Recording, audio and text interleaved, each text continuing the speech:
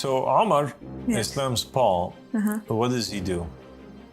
One day, the hadith says that he passes by a woman and she was wearing a hijab, and the hijab was covering her hair.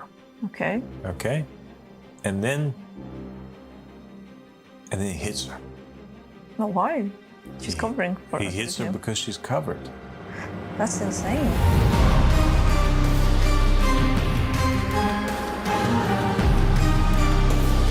أعوذ بالله من الشيطان اللعين الرجيم بسم الله الرحمن الرحيم اللهم صل على محمد وآل محمد الإمام المهديين وسلم تسليما Assalamu alaikum wa rahmatullahi wa barakatuh. My dear sister Sara B, how are you?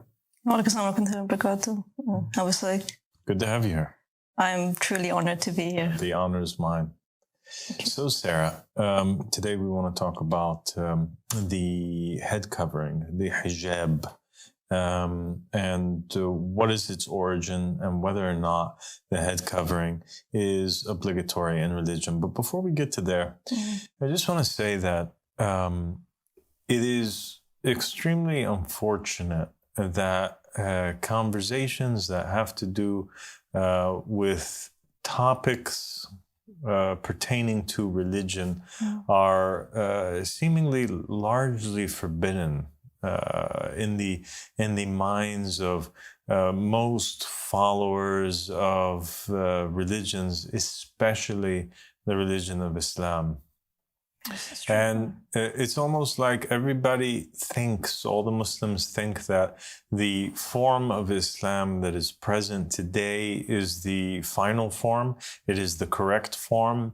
It's blasphemous to question it, or to even consider it to be wrong. And if somebody did question an aspect of the religion or wanted to entertain a discussion about it, you would think that people that have the truth with them would be able to do more than just curse or make fun of or draw conclusions that have no basis in reality, like the person that is posing the topic is an agent or an enemy of Islam.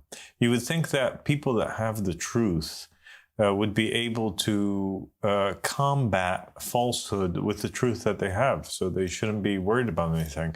They should actually be concerned about saving the souls of the individuals that are speaking and the people that are having these discussions or having these questions. But instead of gaining fruitful discussions out of the topics, it's so sad. So many times we see that the people, they disregard the entire topic, disregard all of the points, all of the evidence, and they just want to curse. They want to, mock, and they want to basically slander. That is so true, Father. Because that's all you see right now, don't you? Yes. Everything that comes out from what you say, the only thing that you get come back instead of evidence or anything to disprove you, all they're saying is things like, you're a kafir, you're a dajjal, you're this or that, and that's it. That's what they do. And it's not even really just about me, Sarah. It's about anybody. Everything. Everybody. Everybody that brings up a topic or a question that has to do, or a discussion that has to do with Islam that's outside of the mainstream view, they consider him to be a heretic, and they're like, just waiting to start making death threats against him or to issue a fatwa against her or whatever it is that they have in mind that they want to do. And it is unfortunate because it goes against what the Prophet Muhammad had taught us and told us to do. The Prophet Muhammad and his family, they always told us to question our religion and to understand it.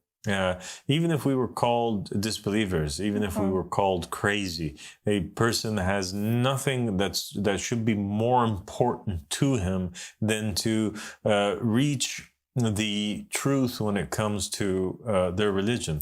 And how else can a person reach the truth? How can a Jew, in the view of a Christian, how could a Jew find Jesus Christ if he didn't question his own faith? Exactly. Right? How can Exactly. a Christian, in the view of a Muslim, reach the truth of Muhammad, accepting Muhammad, unless he questions his own narrative, right? So it's like they encourage questioning a narrative, only to the point where it leads to where they're at. Their comfort zone. But they don't want to question after that. A Shia is so happy in encouraging Sunnis to question their narratives so that they can, realize that there was a conspiracy in Islam and that Imam Ali and the Ahl Bayt were oppressed. But then they don't want to question the narrative after that. It's pathetic, to be honest with you. Truly, absolutely correct.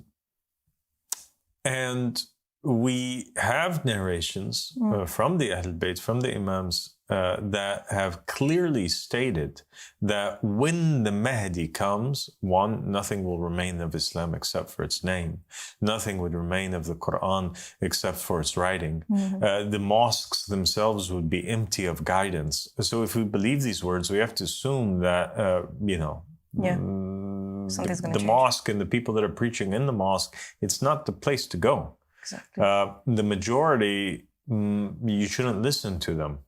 Because they're going to lead most of mankind astray. And that's why the hadith says that when the Mahdi comes, he does what the Prophet of Allah ﷺ does. When the Prophet appeared in the time of the Jahiliyyah, the ignorance, he destroys all that which came before him and establishes Islam anew.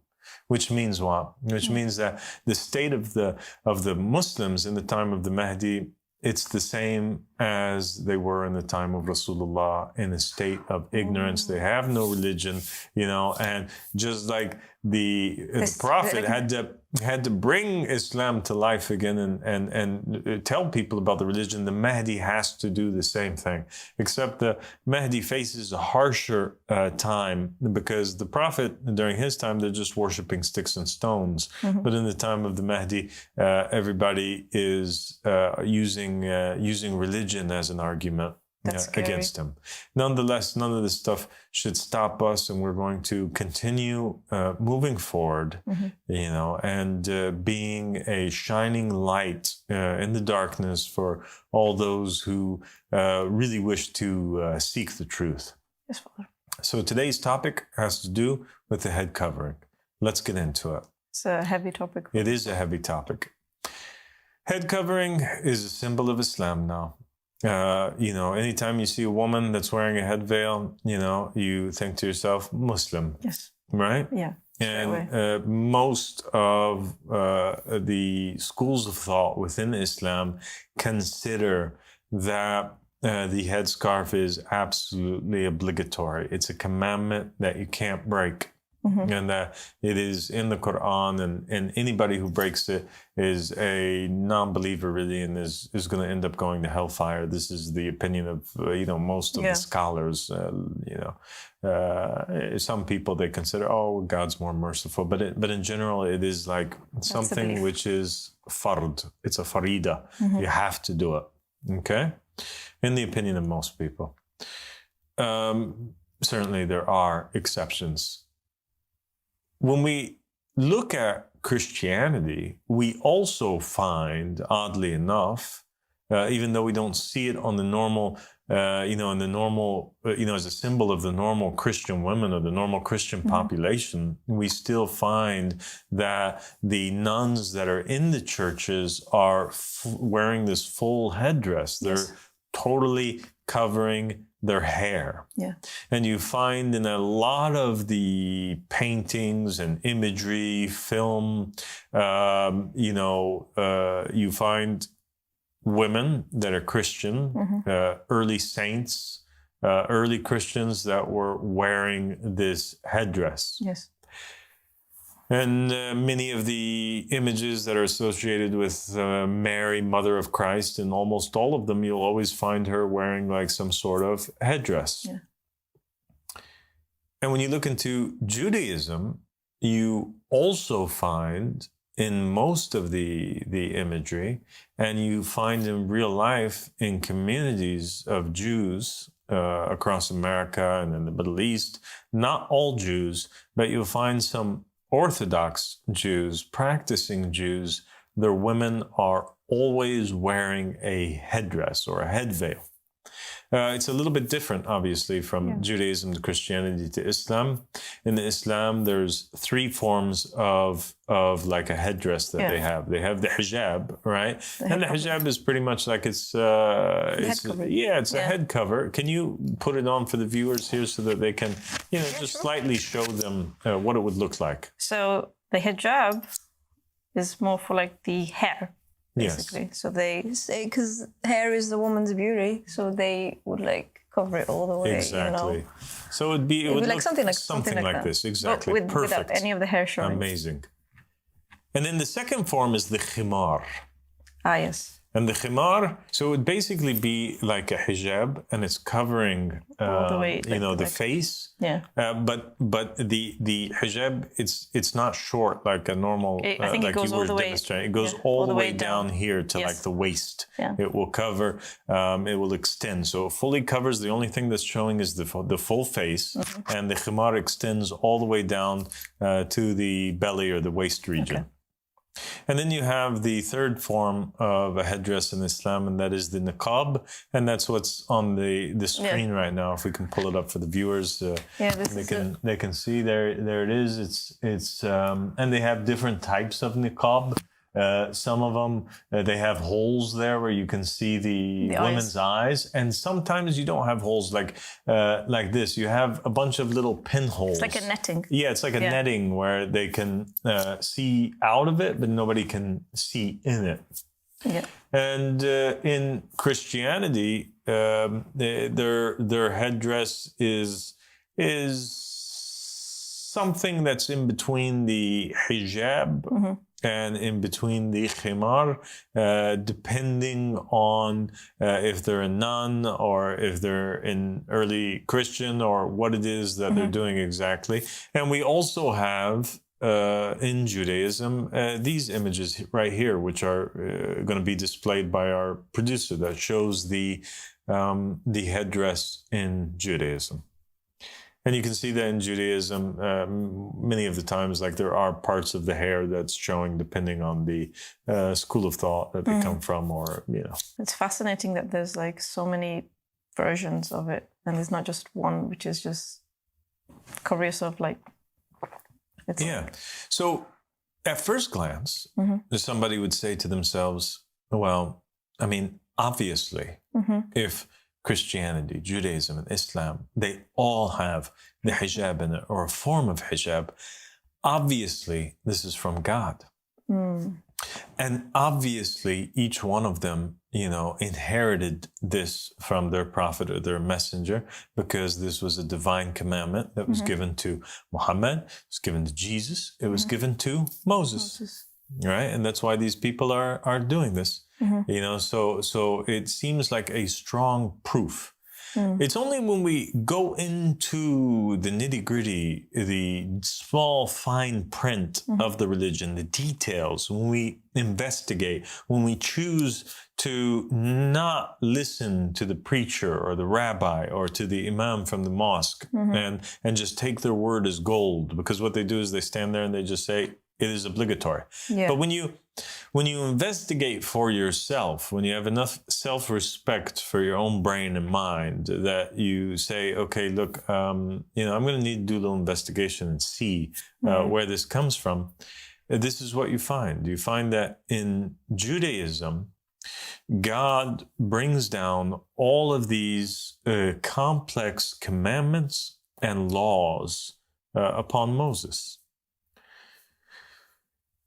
And these commandments cover pretty much every aspect of life that you can think of for 600,000 Israelites that are living with Moses at that time.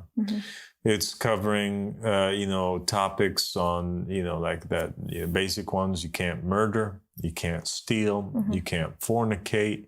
It speaks about what happens if your neighbor kills your animal by accident. It governs the trading and the laws of offerings to the Lord and how they have to live as a community. It governs everything. Everything.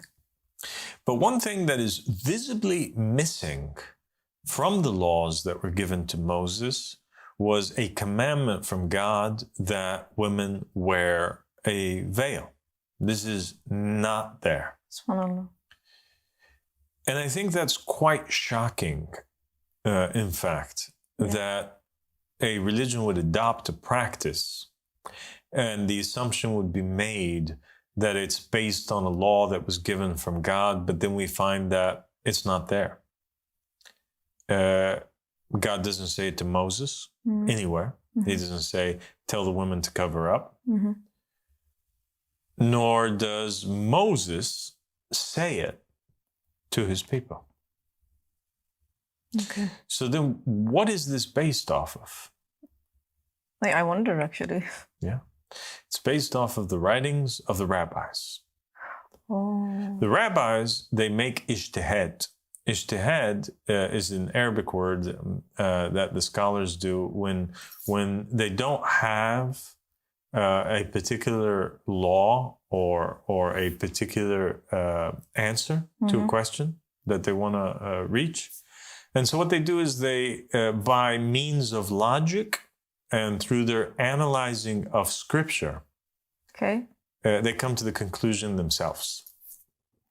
A bit strange. How did they even come to that conclusion? Well, here's how they come to the conclusion. So in Numbers, there is this, I'm telling you, it's so complex. They have answers for all things. So there's this passage in Numbers where if a man has all of a sudden a feeling of jealousy.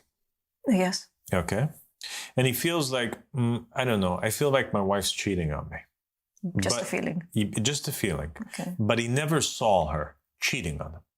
He never heard from the neighbors that she was cheating on him. He never had a witness come forward, nor did he have a confession from the woman herself, nor was there a man who claimed that they were having an affair. It's just he has this feeling of jealousy. What does he do? Well, the Bible tells him what he does. And in Numbers, basically what he has to do is he has to take his wife and he has to go down to the priest. Okay. And basically over there with the priest, it says that she's to go in front of the priest and the priest is to unbind her hair. Okay. Okay. And then the priest is to make her read a curse, and he reads a curse and basically states that, if I am lying and if I was having a secret affair, that I'm not confessing about because my husband feels jealous, then I accepted the curse of God. And the curse of God would be that my womb would not carry children. I would always have like miscarriages and my belly will swell. Okay. Okay. And this will be the sign. So now if she confesses, great. If she don't confess, then they have to read this curse. They have to write the curse. They have to put the curse along with some dust from the tabernacle in the water. She has to drink the water. And after that, the curse will be upon her only if she's lying. Oh, wow. Okay. Yeah. So the rabbis, what did they do? They thought about it and they thought to themselves, the verse where it says that the priest unbinds her hair means that her hair was binded. Oh. It means that the people at that time, okay, that the women covered themselves. This is a bit of a stretch. It is an extreme stretch because maybe her hair was just tied in a certain way or tied up and he had to let the hair loose. But they understand that as there being that the women at that time were wearing, the biblical times during the time of Moses, and were wearing a head veil. They also take the Song of Songs that was written by Solomon, in which Solomon, it's a poem in which Solomon is speaking about his lover, and he's describing her. And he says that her eyes from behind the veil are like doves, and her hair is like a flock of goats. And so they say her hair is like a flock of goats. That means that hair can sexually excite a person. What a conclusion. And therefore, it is immodest and inappropriate that the woman not cover her hair. And they also reference a verse in Genesis where Rebecca, before she's married, she veils herself from out of shyness. She veils herself from her husband, and so they say, "Oh, look, she's using a veil, and she wasn't married. So what shall we do about this?" So there's no direct commandment. That's the point. That says in the Hebrew Bible that you have to. And that's why many Jewish women, they don't. Okay. Today they don't, because there's no direct commandment that says it. But it was a law that was implemented based on the ijtihad, or the research and conclusions and fatwas of the rabbis. Wow. So then what happened? So then it became like a thing that they made a religious obligation. But it was already a practice that was taking place amongst them as a tribe, as a community. According to the time, right? That makes sense. Yeah, so basically back then what was happening is that a virgin girl would not wear a veil. Okay. But the moment that she would get married and she would be with her husband, she would have to wear a veil. Oh, like a symbol that she's taken. A symbol that she's taken. Okay. You got me? Yeah, I understand. Okay. So then that became the way that they could identify people. Okay. Whether they're single or whether they're married. A single woman that you could potentially marry, you can look at her and see her hair. Okay. A woman that's married, she's off the market. You can't see her anymore, so she has to, it's only her husband. That makes sense. It's like a ring that people Exactly, it's like a ring. Yeah. Now, that is in regards to the hijab. Nikab, okay, the Nikab, which is on the screen right now, yes, that also existed in Judaism. Oh. Didn't know that. Yes, it did. Okay. In the story of Tamar and Judah, basically what took place was that Judah, so he's one of the sons of Jacob, and he has a son. This is after Joseph, they oust him, and he's in Egypt. Judah has a son, and he marries her to a woman named Tamar. Shortly after they're married, his son dies. But it was Jewish law and practice, basically. It was the law that if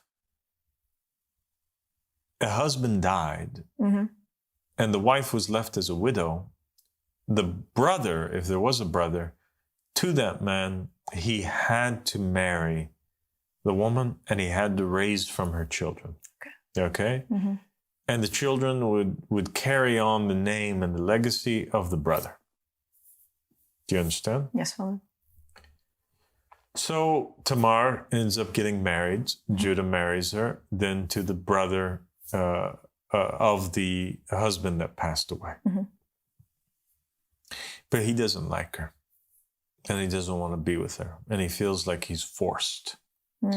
And so basically the Bible says that he ends up spilling his seed, outside of the woman so that he doesn't impregnate her. And this infuriates God. God sees it as an act of rebellion. Like he's trying to deceive God and rebel against the commandment. And this was a serious thing.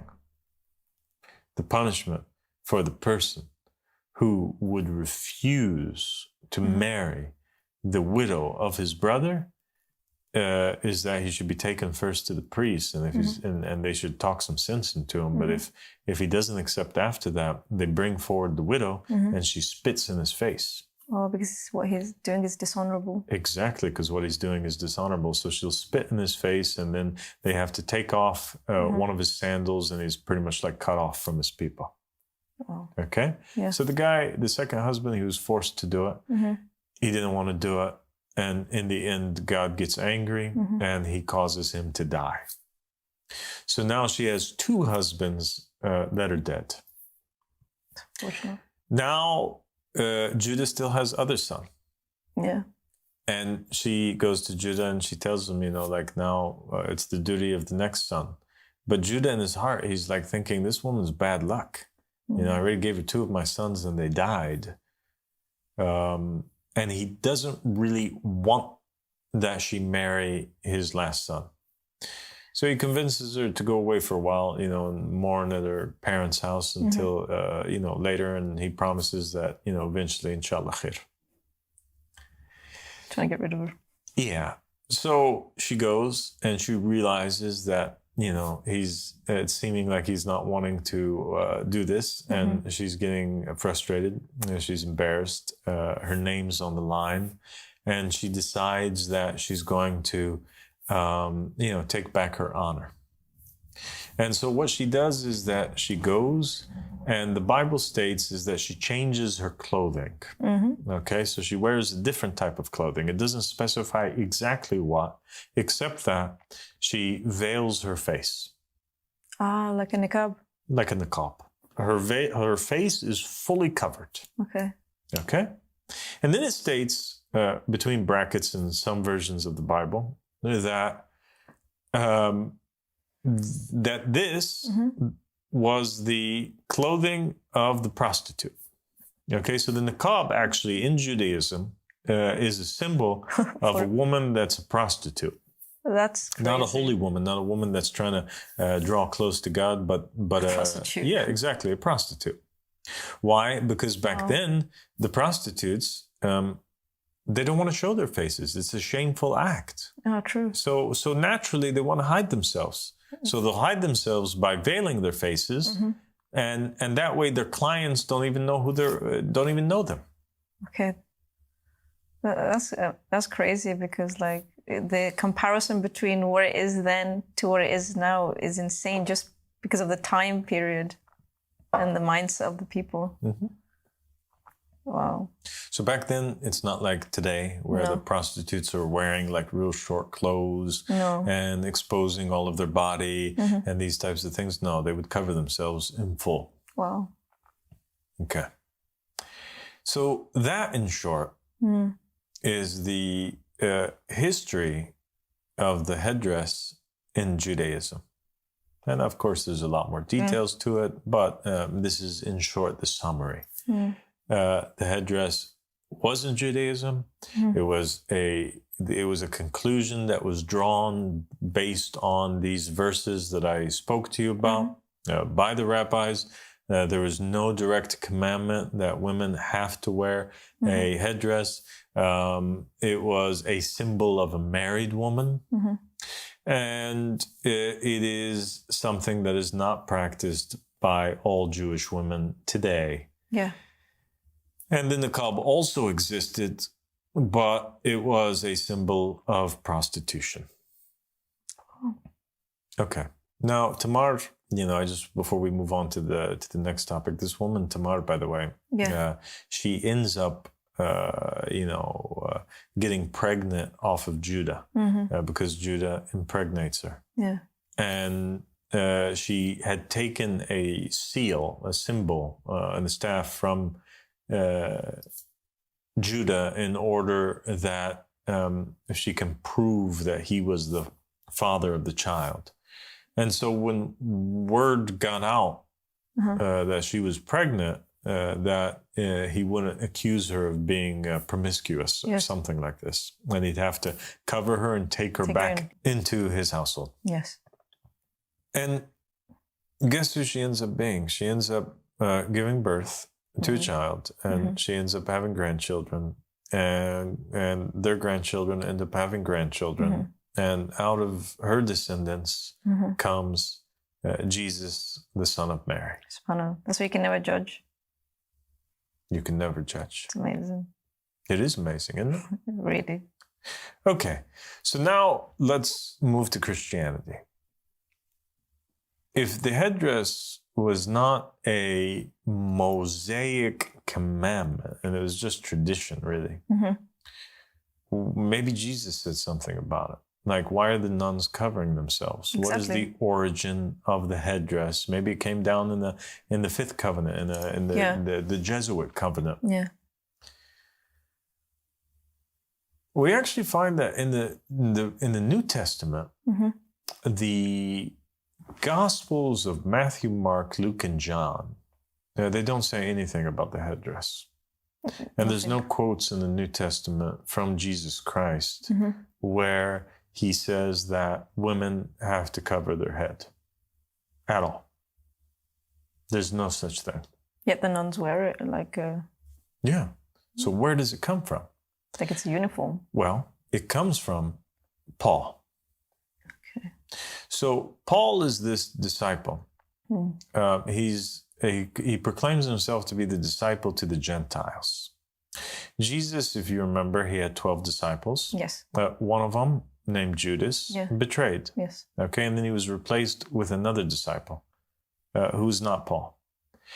But then there was this guy. He was a Jewish guy who was living during the time of Jesus and his disciples, and he hated Christians so bad. And he would kill Christians. He would kill the followers of Jesus.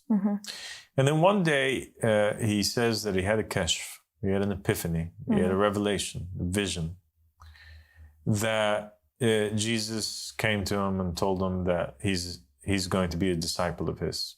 Okay? And so he proclaimed himself a disciple and took it upon himself to go spread the word. And Paul, he spreads the word, but he's not on the same page as the disciples. And he's certainly not on the same page as Simon Peter, whom Jesus appoints as his vice-chair. And we can do a whole episode, inshallah, in the future about Paul. But in short, there's the New Testament itself preserves many arguments that take place between Paul and between Simon Peter. And Paul is pretty much calling Simon Peter a hypocrite. Okay, and accusing him of like in secret sitting with the non-Jewish people, the Gentiles, but then in the eyes of the people, he runs away out of shame. He accuses him of hypocrisy, accuses him of lots of things. That should be enough for someone who believes in Jesus and is vice-chair, the position of Paul. And Paul also differs with what Simon Peter says you have to do in order to be a Christian. Simon is saying that you have to circumcise your children, your boys, just like Jewish people do. Yeah. Paul's saying no. Paul is responsible, actually, for most of the conversions to Christianity that take place in Europe, and he's also responsible for the version of Christianity which exists today. He encourages in his version of Christianity to comply with the rulers of the world. Okay. He also teaches that it's not so much important to obey the laws of God, that it's more important to just believe in this idea that Jesus was God and that he was crucified for the sins of the people. And if you do that, then that's enough pretty much. It's true. That is the Christianity of today. But yet, Paul implemented some laws of his own.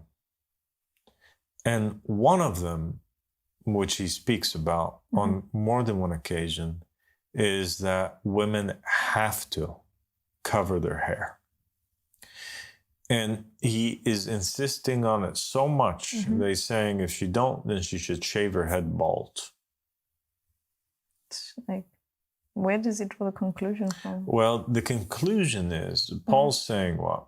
He's saying that all Christian men now, they should never wear a hat. That wearing a hat is offensive because now nothing is above them except for God. So God is above men. Men, okay. But women have above them men. Okay. And so they have to have the headdress over their hair. Oh, no. So this hierarchy. Well, remember, in Judaism, and Paul was a Jew, the headdress was a symbol of what? It was a symbol of that this woman is now married. She belongs to this man. Oh, that makes sense. The man is her shepherd now. He has, you know, it's like he captured her. It's the net in which he proclaims ownership over the woman. Okay. So Paul is saying that all women are underneath men, and so they have to wear this headdress, and he's extremely adamant about it. Without quoting Jesus, without quoting scripture, it's just him speaking from his own self. He just took his old tradition and just implemented and made a law from it. Exactly. That's insane. And that is the origin of the hijab in Christianity. An invention by Paul, who never met Jesus, who was fighting with the vicegerent of Jesus and accusing him of hypocrisy. So unfortunate. And who was killing the followers of Jesus and had lots of their blood on his hands. It's unfortunate. Propagating the Jewish tradition that also does not have an origin from God. Okay, now we come to Islam. What is the origin of this idea that hijab is obligatory in Islam? People, they always reference in Islam, unlike Judaism and Christianity, they reference verses which they consider to be clear verses, in which God, through the Prophet in the Quran, is commanding women to wear the hijab. Yeah. And the verse states, and the women should strike their khimar over their jiyub. Jiyub. Jiyub means pockets. Interesting. Sometimes you'll find this verse translated as like that they strike it over their bosoms, their chest. But in reality, the word, it means like pockets. If you look it up in the dictionary, it will quote that verse from the Quran and it will say pockets. And you know, or that which is in the pocket. That's interesting. Yeah. And you find out what does it mean? Yeah. And they say that it means that your outfit, your shirt. Oh. Because yeah, your clothing. You have pockets in your clothing. Yeah. You have an opening here where your head comes out, and you have openings where your hands come out. Okay. And you have an opening where, you know, the rest of your body, your legs or whatever will come out. And so everything that is in your pocket, your clothing, your body right here, you should strike the khimar over, the veil over. Oh, just like a... Yeah, so they say it's the same thing. You're striking it over your chest, you're striking it over your body parts that are within the pockets, because these are pockets, right? Okay, yeah. Like these are pockets. Yeah. Oh, I had no idea. And further evidence that this is what it means is that the word in a singular form appears in another surah where God is commanding Moses to put his hand in his pocket, in the veiled area, right, his dress, and pull it out, and it will be shining. Oh, so it confirms that word. And what do they understand it to mean? Is that he has his shirt. He doesn't have a turtleneck on, but he has a shirt, and so he places his hand in like that. Okay. Oh, do you understand? Yeah, totally. And he pulls it out. Puts it in, pulls it out. So the pocketed area is this. Yeah, the openings of your dress that you're wearing. Okay. So if a man could put his hand within his pocket like that, then perhaps the women at the time, they could also do that. So part of their chest is showing through their dress. Yeah. So the verse is saying, pull the veil over it. Pull the khimar over it and cover it. Okay?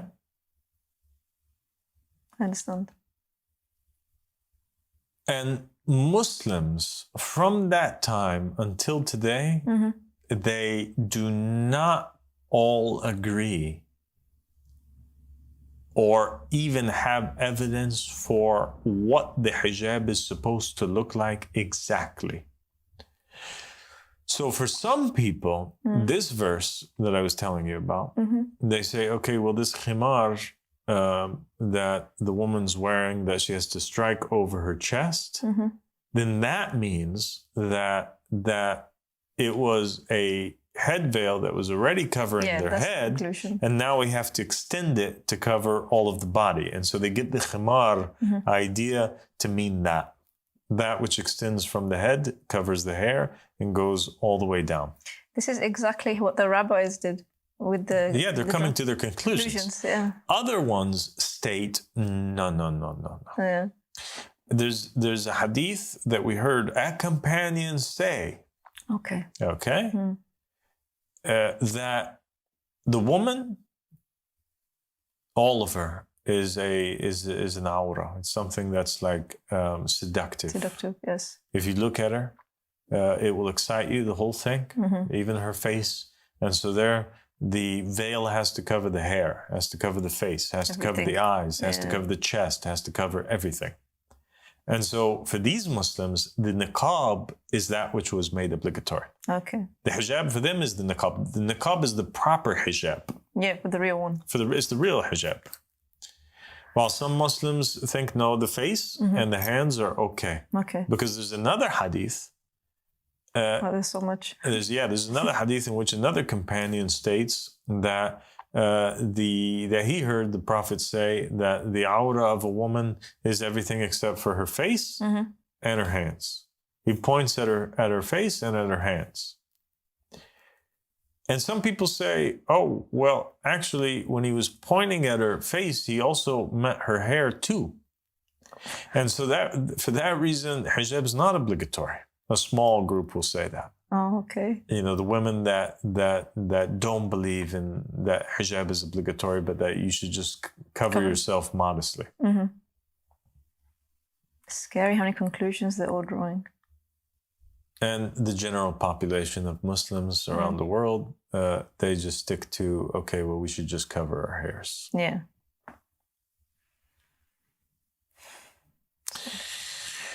The reasoning that they give for that God, makes it obligatory that a woman wears a hijab is because they say that she is a sexual exciting object, something that will cause men to basically to fall. That they'll imagine her or lust after her, and so for that reason we have to cover the woman up in order to protect the man from going astray. It's sad because it's meant to be a thing that the time period was using to protect the woman. And now it's become a symbol of just, not a protection anymore, just a means to... Well, some scholars will say that, like the reason for the hijab is also to protect the woman. Yeah. Because the verse says that it's purer for you. So they draw the conclusions.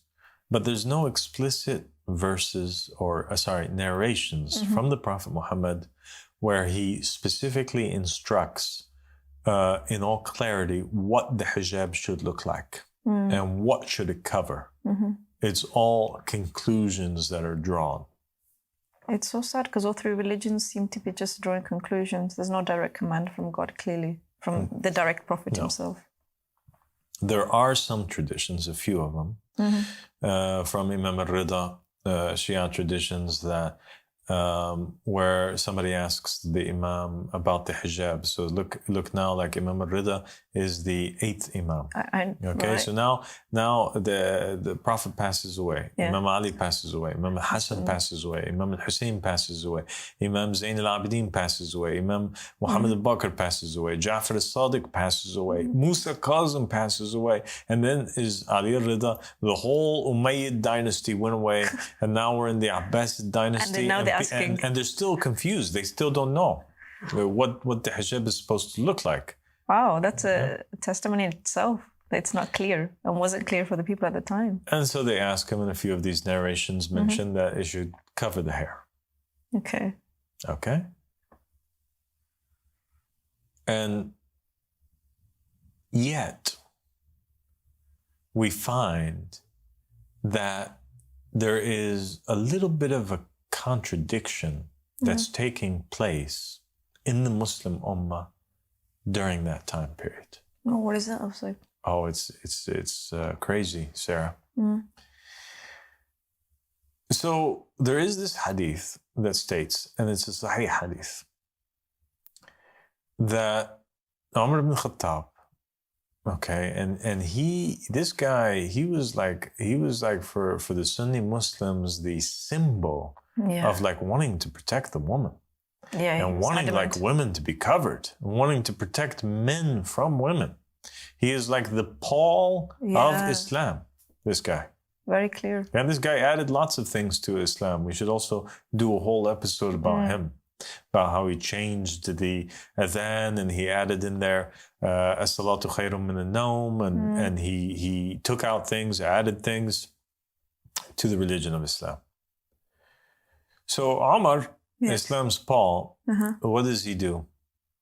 One day, the hadith says that he passes by a woman and she was wearing a hijab, and the hijab was covering her hair. Okay. And then he hits her. No, why? She's covering for He hits her because she's covered. That's insane. He hits her because she's covered. Absolutely. He hits her because she's covered. Because he asks her, are you a free woman? And she says no. And he says, the hijab's only for the free women. Hijab is only for the free. And he hits her so that she unveils herself because she was a slave girl. Because of the society. Yeah. So just like in Judaism, where you have the virgin, she would not wear hijab. No. And in society over there, the married woman would wear the hijab. Over here, it was forbidden in society that the woman who was a slave should wear the hijab. Oh, because it's a symbol of a because the awra, that which is deemed lustful or seductive for people, that which should be covered for a slave girl is different than for a free girl. Okay. For a slave girl, it's only from her belly to her knees. Okay. Yeah. And that's why in Islam, during those time periods, all of the slave women were topless, and their hairs weren't covered, and their body was totally showing. And for years and years after that, they would be sold in the market. And you even have, so you have many paintings which demonstrate this, and we hope that the producer can put them in. And also photographs. Yeah. Even of minor girls during the Ottoman Empire. Yeah. Okay.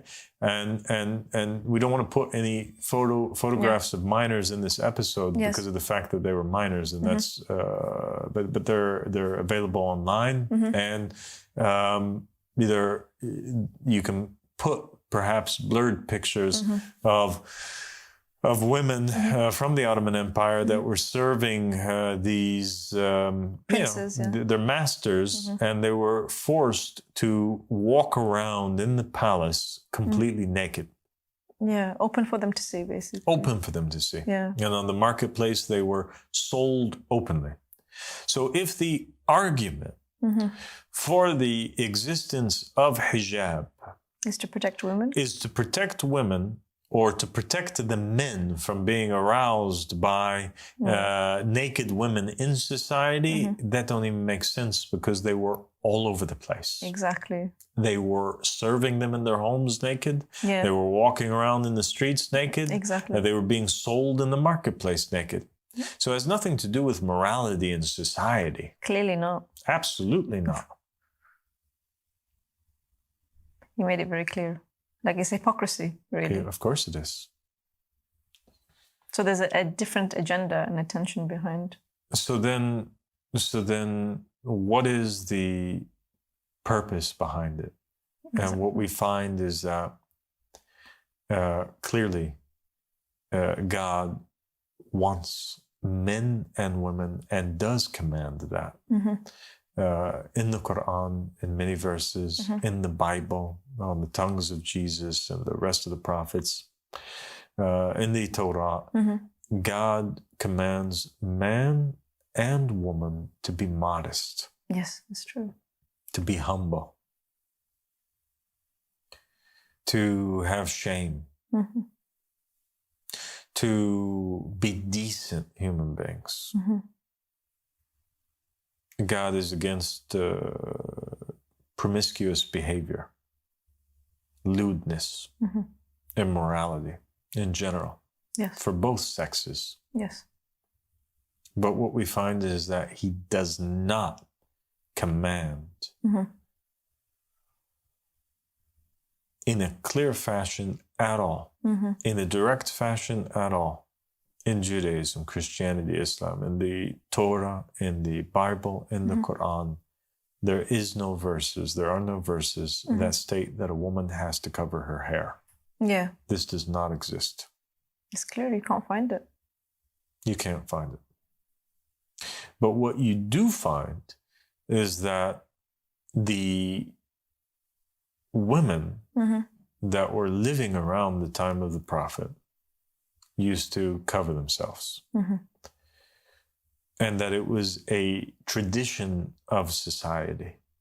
And we do have evidence that before the Prophet Muhammad, peace and blessings be upon him and his family, was even sent forth as a prophet at the age of 40, that the practice of women veiling themselves or wearing hijab or being covered very modestly from their heads to their toes, that this was already a practice that was taking place in the household that the Prophet was raised in. It was a sunnah that Abdul Muttalib and the women of his family used to do. Okay. And the Prophet Muhammad carried on this sunnah.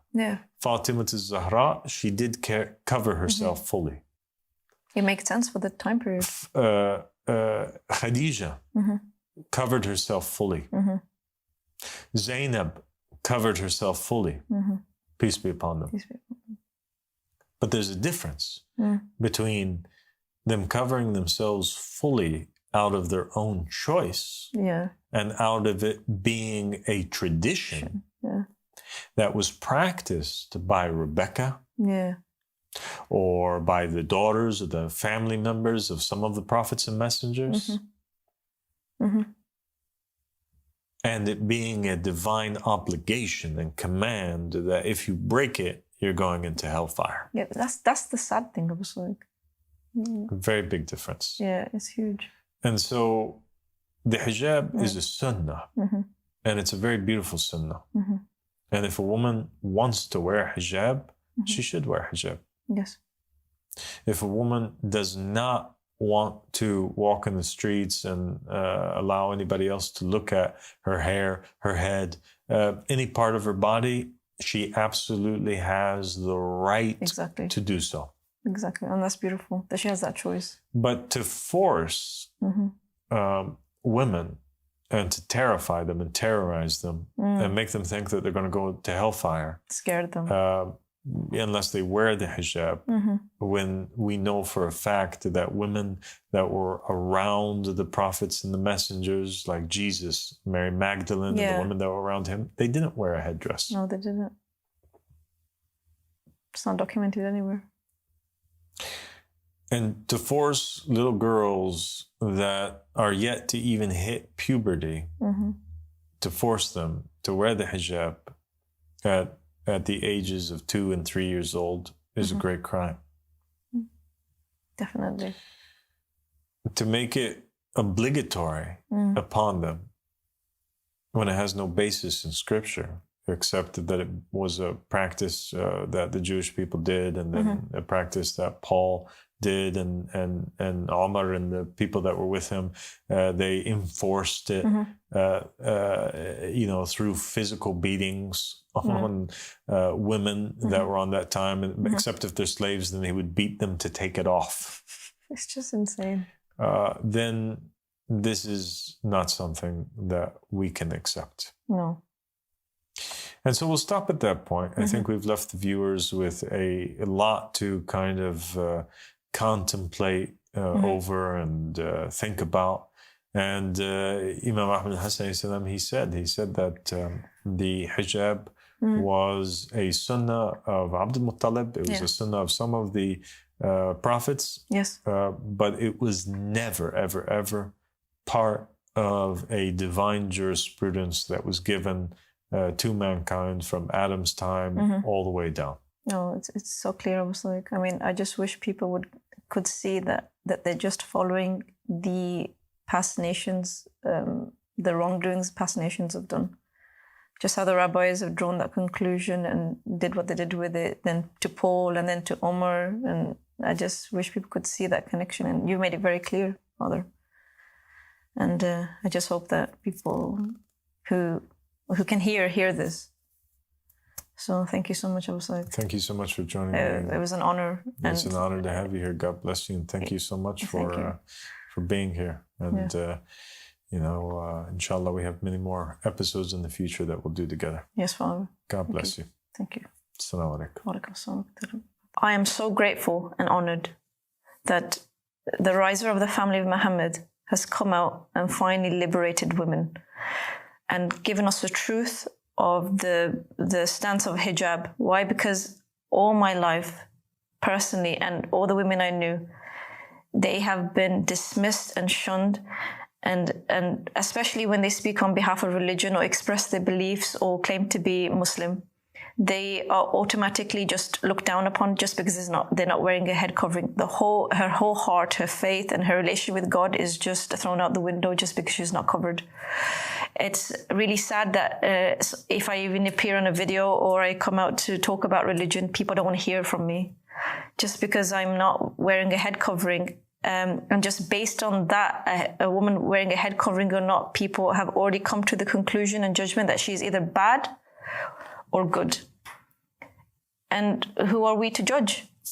And he has come forth and told us that only God can judge a person's relationship with him, and that it was never part of God's commandment, and that why it was in society is because of the scholars' own interpretations of things. And you don't understand how freeing that is to know that it's not from God, because the people pushing it that it's from God is what terrified many women across the whole world, that they're not good. They would actually question their own beliefs due to not wearing a piece of clothing upon their head.